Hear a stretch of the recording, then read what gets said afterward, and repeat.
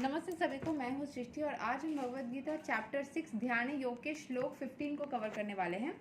रोज की तरह पहले मैं संस्कृत में श्लोक को पढ़ूंगी, उसकी इंग्लिश ट्रांसलेशन को देखेंगे और मीनिंग को समझेंगे। सो देर न करते चलिए शुरू करते हैं।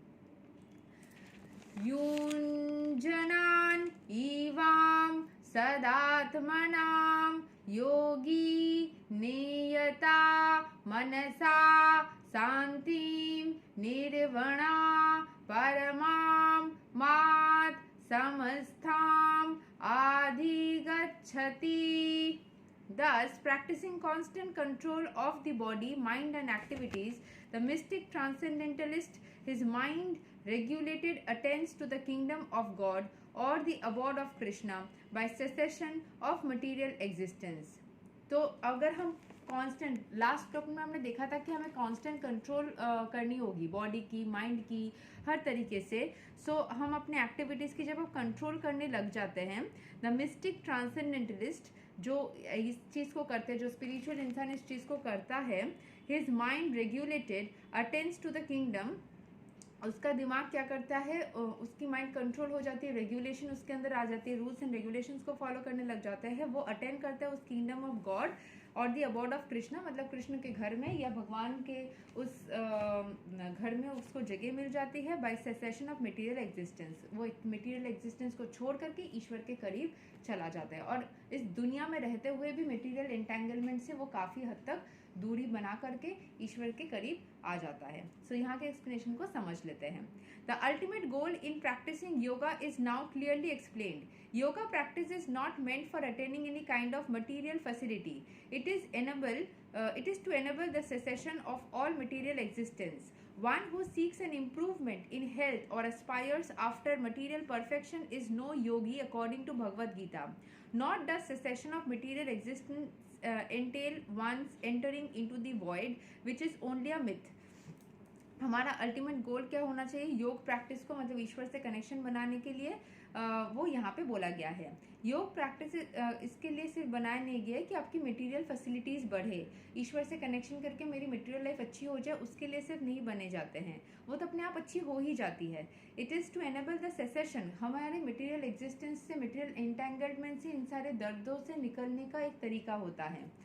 One who seeks an improvement in health, जो अपने हेल्थ को अच्छे करने के लिए कोशिश करता है और एस्पायर्स आफ्टर मटेरियल परफेक्शन, या फिर मटेरियल परफेक्शन को अटेंड करना चाहता है, अपने लाइफ को अच्छा करना चाहता है, is no yogi according to Bhagavad Gita. उसको भगवद गीता के अकॉर्डिंग, मतलब अपने लाइफ को और बेहतर करने की कोशिश कर रहा है, इसीलिए वो सिर्फ धर्म के पास जा रहा है या फिर इसीलिए भगवान को याद कर रहा है ताकि उसकी मटेरियल लाइफ अच्छी हो जाए, वो योगी नहीं है। जो योगी है वो ईश्वर से बस कनेक्शन बनाएगा ताकि मटेरियल एंटेंगलमेंट से, मतलब मटेरियल चीज़ों से उसकी इच्छाएं ही खत्म हो जाती है, अपने आप ही मिलने लग जाती है। मतलब ये बहुत ही फनी एक चीज़ है कि आपको चाहिए नहीं है लेकिन आपको सब कुछ मिल जाता है, आपको उस चीज़ की डेस्परेशन नहीं है लेकिन आपको सब कुछ मिल जाता है, मतलब you are okay with it और विदाउट इट, लेकिन यू हैव इट। ठीक है। सो अगर नहीं भी होता तब भी कोई डिफरेंस फील नहीं होता। Nor does the cessation of material existence entail one's entering into the void, which is only a myth. तो जब भी आप मटेरियल चीज़ों को, not does cessation of material existence, मतलब मटेरियल एग्जिस्टेंस को छोड़ना, किसी को खालीपन में जाने से, entail one's entering into the void, material चीज़ों को छोड़ने से कोई खाली जगह पे चला नहीं जाता है। ये सिर्फ बोला जाता है कि मटेरियल चीज़ों को छोड़ देने से आप खाली हो जाते हो, आपके पास कुछ रहता ही नहीं है, लेकिन ऐसा होता नहीं है, क्योंकि ईश्वर, जो मैंने बोला ना, ईश्वर आपको हमेशा भर के रखते हैं। आपको उस डेस्परेशन से, उस पाने की इच्छा से जब खत्म हो जाती है ना, तो आपके पास एक्चुअल में सब कुछ रहता है, लेकिन आपको वो सारी चीज़ें चाहिए नहीं होती है। यही डिफरेंस है। जब आप सब कुछ छोड़ने लग जाते हो, ऐसा नहीं है कि आपके पास कुछ होता नहीं है, आप भिखारी बन जाते हो और आपको प्रॉब्लम्स होगी, परेशानी होगी, ऐसा नहीं होता है। ठीक है। So there is no void anywhere, खालीपन कहीं पे भी नहीं है। Within the creation of the Lord, भगवान ने जो कुछ भी बनाया इस संसार में कहीं पे भी कुछ खाली नहीं है, और जो कुछ भी भगवान ने बनाया ना, उसमें से कुछ भी वेस्ट नहीं जाता, कुछ भी फेंका नहीं जाता। चाहे वो कुछ भी चीज़ हो ना, कहीं ना कहीं से वो यूटिलाइज होने लायक ही होती है। जो हम डस्टबिन में वेस्ट भी फेंकते हैं ना, वो भी माइक्रो ऑर्गेनिजम्स के लिए खाना है, वो भी चींटियों के लिए खाना है, वो भी कहीं ना कहीं कोई प्लांट के लिए मैन्योर का काम करता है। सो हर एक चीज़ दुनिया में कुछ ना कुछ तरीके से यूटिलाइज होती है। ठीक है।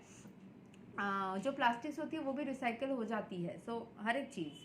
Rather, the cessation of material existence enables one to enter into the spiritual sky, the abode of the God. आप spirituality को अपने पास लाते हो, आप desperation से मुक्त हो जाते हो, तो आपको कोई भी चीज़ में कोई भी चीज़ ना पाने की, लेट होने की, डिले होने की वो प्रॉब्लम ही नहीं होती. ठीक है. The abode of the Lord is also clearly described in the Bhagavad Gita as the place where there is no need of sun, moon और electricity. भगवान का जो घर है वहाँ पे सन भी नहीं चाहिए होती है, मून भी नहीं चाहिए होती, इलेक्ट्रिसिटी भी चाहिए नहीं होती है. ये बिल्ली और उसकी मम्मी बहुत ज़्यादा खेल रहे हैं. ठीक है, वो वीडियो के सामने जाना, ये सब कुछ, कैमरा को गिराना, ये सब करना चाहते हैं. तो इसलिए मैंने इसको पकड़ लिया है. All the planets in the spiritual kingdom are self illuminated. जितना भी प्लैनेट्स है स्पिरिचुअल किंगडम में वो अपने आप ही प्रज्वलित है, उसको किसी ने अलग से like this sun in the material sky, से सारे जो स्टार्स है वो अपने आप प्रज्वलित है एंड प्लैनेट्स को सन का लाइट मिल जाता है. The kingdom of God is everywhere, but हर कण कण में भगवान है ना, तो भगवान हर एक जगह में है. But the spiritual sky and the planets thereof are called the Param Dhama और सुपीरियर अबॉर्ड. लेकिन स्पिरिचुअल स्काई जो होती है ना उसको परम धमा बोला जाता है. ठीक है. Consummate yogi who is perfect in understanding Lord Krishna, as is clearly stated herein by the Lord himself, mat chitta mat para mat sthanam, can attain real peace and can ultimately reach his supreme abode, Krishna Loka, known as Golaka Vrindavana. In the Brahma Samhita it is clearly stated Goloka iva nivastei akhilatatma bhuta. The Lord, although residing always in his abode called Goloka, is the all-pervading Brahman and the localized Paramatma, as well as the dint of his superior spiritual energies. No one can reach the spiritual sky, Vaikuntha, or enter into the Lord's eternal abode, Goloka Vrindavana, without the proper understanding of Krishna and his plenary expansion Vishnu. Therefore, a person working in Krishna consciousness is the perfect yogi, because his mind is always absorbed in Krishna activities. Sa vai mana Krishna padara vindayo. In the Vedas also, Svetasvatara Upanishad 3.8, we learn tam iva viditvati mrityum iti. One can overcome the path of birth and death only by understanding the supreme personality of Godhead Krishna. In other words, perfection of the yoga system is the attainment of freedom from material existence and not some magical jugglery or gymnastic feats to befool innocent people.